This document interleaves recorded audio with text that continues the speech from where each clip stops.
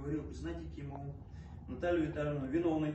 в совершении преступления, предусмотренного частью 2 статьи 285 УК РФ, и назначение наказания в виде лишения свободы сроком на 1 год, с отбыванием наказания в исправительной колонии общего режима с лишением права занимать должности на государственной службе и органах местного самоуправления, связано с осуществлением функций представителя власти сроком на 1 год 6 месяцев. Меру пресечения Якимовой запрет определенных действий изменить на заключение по стражу до вступления приговора в законную силу, взяв ее под стражу в зале суда немедленно. Срок отбытия наказания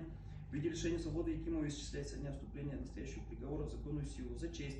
Срок отбытия наказания, срок содержания Якимовой под стражей с 8 по 9 декабря 2023 года, а также с 26 ноября 2024 года до дня вступления настоящего приговора в законную силу. За счет 1 день содержания по страже равен 1,5 дням отбывания наказания в исправительной колонии общего режима, а также период ее нахождения под домашним арестом с 10 декабря 2023 года по 22 июля 2024 года из расчета 2 дня домашнего ареста за 1 день лишения свободы согласно положению статьи 72 УК РФ. Срок наказания Якимовой в виде лишения права занимать должности на государственной службе и в органах местного самоуправления, связанный с осуществлением функций представителя власти, распространяется на все время отбывания